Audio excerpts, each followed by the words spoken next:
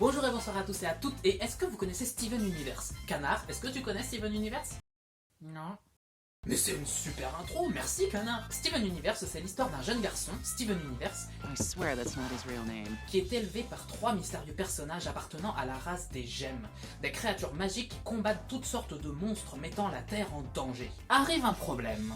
Des monstres qui mettent la Terre en danger, ça me semble déjà un problème. Assez vite, on comprend que les gemmes ne sont pas réellement des créatures magiques, mais en fait des extraterrestres avec une technologie tellement avancée que ça s'apparente à de la magie. Et j'irai pas plus pour ne pas spoiler, mais c'était important d'au moins aller jusque là. Pourquoi c'était important? Parce que j'ai regardé cette série.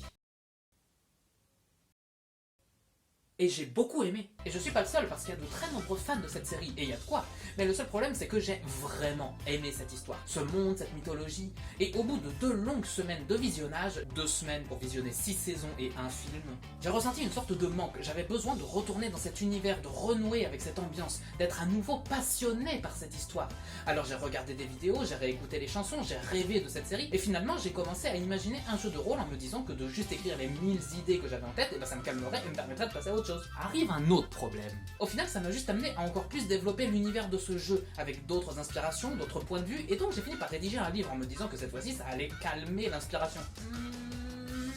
Quand j'ai fini le jeu de rôle sur Devilman, je me suis retrouvé face à différents nouveaux projets à travailler, mais j'avais toujours dans le coin de ma tête cette série et ce jeu que j'avais presque complètement rédigé. Alors j'ai décidé de le continuer pour pouvoir à 100% me défaire de son emprise. J'ai fait une lecture, puis une relecture, puis une relecture, j'ai fait les dessins, j'ai re-regardé les dessins, j'ai cherché des sources d'inspiration chez Moebius, et j'ai fait tous les putains de traits d'ombre à la main, et de fait j'ai fini par regarder une deuxième fois Steven Universe pour voir si j'avais d'autres idées qui me venaient en tête. Et j'ai beaucoup aimé. Et du coup j'ai passé des heures à regarder la série, j'ai travaillé, des fois je déprimais parce que j'arrivais pas ou bien à travailler ou bien à regarder les épisodes, et à côté je commençais à avoir une autre passion susceptible de donner un jeu de rôle. Du coup j'ai paniqué, j'ai noté les idées qui venaient, j'ai pleuré, en plus il y avait le Covid, il y a l'économie qui s'écroule et on va tous mourir parce que le gouvernement il sait pas quoi faire, parce que quand il m'appelle pour me demander des conseils, bah moi je dis non, je regarde Steven Universe, laissez-moi tranquille. Plus jamais tu t'approches de moi parce qu'on regarde ce que t'as fait. Mais la couverture du livre a pas l'air d'avoir grand chose à voir avec la série. C'est parce qu'au final ça représente qu'une infime partie du jeu.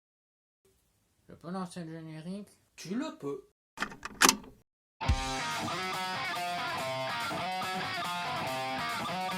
Tonight we honor the hero.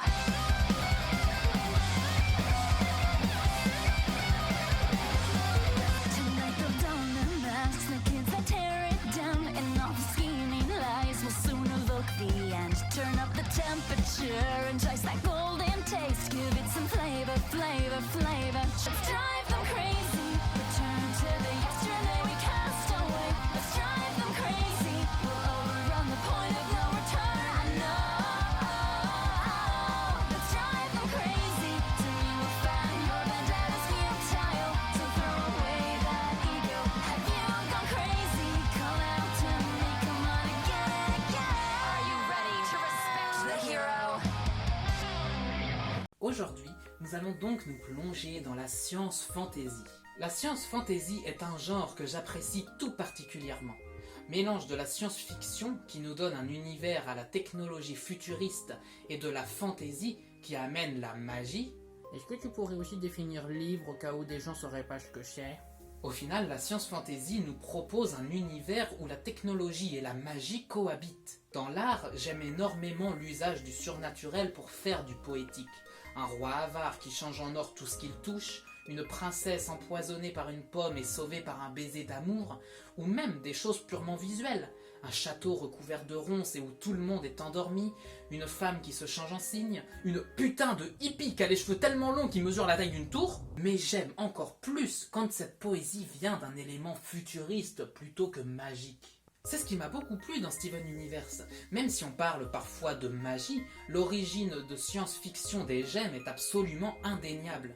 Et le fait qu'on ait des personnages dont les larmes peuvent guérir, dont les sentiments peuvent faire vieillir ou rajeunir, ou un lion enchanté qui marche sur l'eau, ou qu'il y ait encore un putain de connard de hippie, mais c'est quoi ce bordel? Ça donne tout de suite une autre dimension à l'univers. Eux, ils font de la vraie magie, en ça que leur poésie est presque intruse dans ce monde de science froide, ce qui la rend beaucoup plus marquante. Du coup, ça faisait un certain temps que je voulais faire un jeu de rôle science fantasy, mais reste à voir quelles ont été mes inspirations autres que Steven Universe. Et nous allons commencer tout de suite avec Horizon Zero Dawn. Horizon Zero Dawn est un jeu de Guerrilla Games dans lequel l'humanité est retournée à l'état tribal après une sorte de cataclysme dû à la mauvaise utilisation de sa technologie. Nous découvrirons alors un monde à mi-chemin entre les tribus amérindiennes, le Moyen-Âge moyen-oriental et la science-fiction, avec des créatures faites de métal et considérées par ces peuples natifs comme des parties de la nature, au même titre que les animaux, les végétaux. Dans Horizon Zero Dawn, on note un certain engagement quant au parallèle fait avec notre époque qui exploite la planète, qui utilise mal ses pouvoirs, qui a des problèmes sociétaux gargantuesques. C'est souvent à ça que sert la science-fiction d'ailleurs, à grossir les traits de notre époque pour nous en montrer les possibles dérives, pour nous mettre en garde, un peu comme dans 1984 par exemple. Et j'avoue que j'ai pas vraiment de thématique par rapport à notre monde actuel. Là, le but c'est plutôt de présenter aux joueurs un monde riche et cohérent dans lequel ils pourront s'amuser, un peu comme dans Donjons et Dragons. C'est clair que le but c'est pas de prédire l'avenir. Moi, j'ai rien prédit du tout, et puis je prédis rien en général, c'est même une des bases de ma nature. Mais pour autant, si j'aime beaucoup Horizon Zero Dawn, j'avoue que je suis pas 100% convaincu par sa technologie. Les robots qui ont une apparence et un comportement animal, c'est super classe et tout, hein, j'en ai repris. Mais on est quand même loin de ce que propose la science fantasy avec une technologie tellement avancée qu'on dirait de la magie. Genre, les techniciens ont laissé les câbles à l'air libre. Alors je doute pas que pour un homme des cavernes, ça ressemble un peu à un monstre magique, mais bon, pour nous, de l'ère actuelle, l'illusion elle est pas là. En fait, si je vous parle d'Horizon Zero Dawn, c'est parce que moi j'ai été très attiré par l'idée de faire vivre une histoire dans un monde futuriste mais tribal. Dans mon jeu, les personnages vont donc évoluer dans un monde où les hommes vivent à l'état tribal ou moyenâgeux, mais au contact d'anciens et mystérieux vestiges futuristes. Enfin bon, futuriste, Horizon Zero Dawn il proposait quand même des Gatling. C'était pas assez fantasy pour moi, alors j'ai enlevé. À partir de ce concept, les différentes tribus auront un certain rapport à la technologie du passé. Certains vont l'utiliser, l'apprivoiser, la craindre ou alors la déifier et la vénérer comme un dieu qui fait des miracles. Mais là où Horizon Zero Dawn propose des machines clairement héritées des anciens humains, genre des Gatling, mon jeu propose 3 différents types d'anciennes technologies très dures à cerner, même pour nous, et héritées de 3 différentes ères par 3 différents peuples. Et cette fois-ci, c'est un concept que je tiens de Numenera. Dans Numenera, un jeu de rôle de Montecook, on reprend cette idée d'une humanité tribale médiévale mais confrontée à des vestiges d'anciennes civilisations extrêmement avancées. Et un point très intéressant, c'est justement tout le mystère autour de ces civilisations. Est-ce que vous voyez les joueurs qui, au beau milieu d'une partie, vous sortent ça? Vous croisez donc, assis sur le chemin de fer, ce vieil indien un peu chaman qui est en train de jouer un air de guitare plutôt joli, plutôt sympa.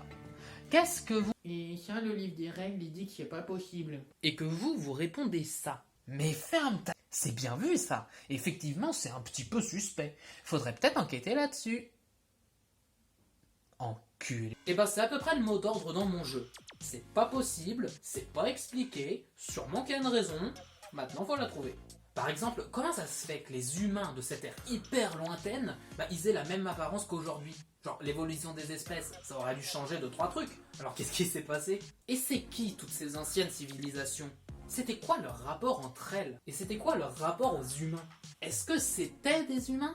Mais alors pourquoi on est à l'état tribal maintenant? Peut-être que c'était autre chose. Mais alors d'où est-ce qu'ils viendraient? Et pourquoi ils ont disparu, tous les 3? Et pourquoi nous, on est restés? Est-ce qu'elles seraient mortes? Ou peut-être qu'elles sont parties. Mais pour aller où? Dans mon jeu, j'ai gardé cette aura de mystère mystérieux qu'on n'avait pas dans Horizon Zero Dawn.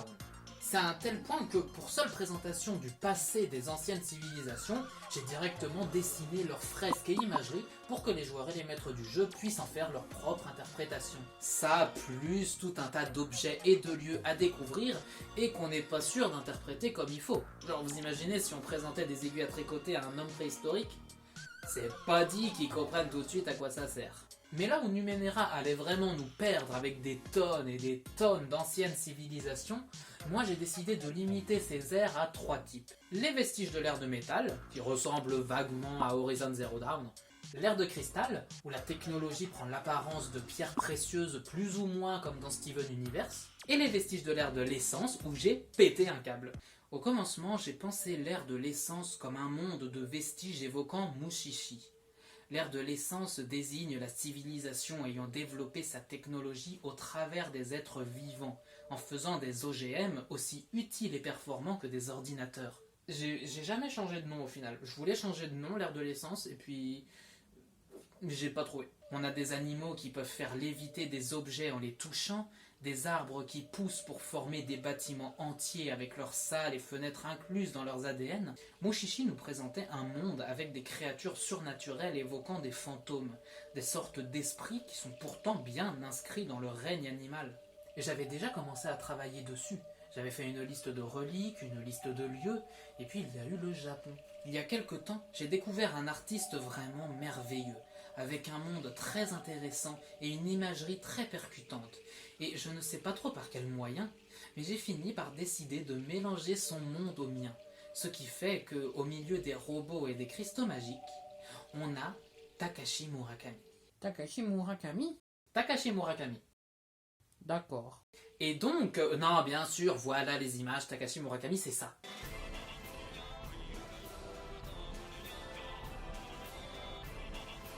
Oui, je sais que ça a l'air décalé, mais justement, chaque ère possède sa propre identité. L'ère de métal, c'est quelque chose d'assez industriel et animal. L'ère de cristal, c'était quelque chose de plus distingué et chic. Et là, on est clairement dans un registre de pop culture qui évoque un peu la petite enfance. Bah ouais, si vous ouvrez l'œil et que vous avez la culture, vous allez reconnaître des inspirations chez Tamagotchi, chez les Teletubbies. J'ai même été chercher des photos de crèches pour trouver des idées. Ils mettent beaucoup trop de moyens pour un truc dont les enfants ne se souviendront jamais. Mais alors c'était quoi cette ère qui crée des fleurs qui sourient et des champignons avec des yeux? C'était qui ces habitants? Elles ressemblaient à quoi leur journée? Est-ce que c'était des adultes ou est-ce que leur espèce a changé toute la planète en un jardin d'enfants géant? Et encore une fois, comment des trucs aussi mignons et innocents ont fini par disparaître? Ce qui va être intéressant, c'est que les joueurs se posent des questions quand ils tombent sur un vestige et qu'ils ont envie de savoir ce qui s'est passé et sans doute qu'ils développent chacun leur propre théorie. À partir de là, c'est à vous de choisir ce que vous allez faire de ce monde incroyable et de quel mystère vous allez explorer. Comme je le disais, on est dans une époque où les anciens vestiges ont des pouvoirs gargantuesques, beaucoup plus avancés que nous. Peut-être que le but des joueurs sera de découvrir de puissantes armes, ou alors d'empêcher un groupe dangereux de s'en emparer. Peut-être qu'ils vont devoir lutter contre une installation des anciennes ères qui menace de détruire le monde. Et sans doute qu'au milieu de leurs aventures, ils vont croiser la route d'anciennes fresques laissant une libre interprétation de ces époques lointaines et pourtant directement liées à leur propre vie. Et sur ce, c'est déjà la fin de cet épisode de l'envers de l'écran. Mais bien sûr, ce n'est pas le dernier. Alors d'ici la prochaine fois, n'hésitez pas à me dire si mes règles et mon univers sont clairement présentés, à me raconter vos parties de jeux de rôle dans les commentaires, et bien sûr à aller voir tout ce dont j'ai parlé pendant la vidéo. Ça peut aussi bien vous inspirer que vous faire passer un très bon moment. Et sur ce, je vous donne rendez-vous pour dans quelques semaines. Ciao!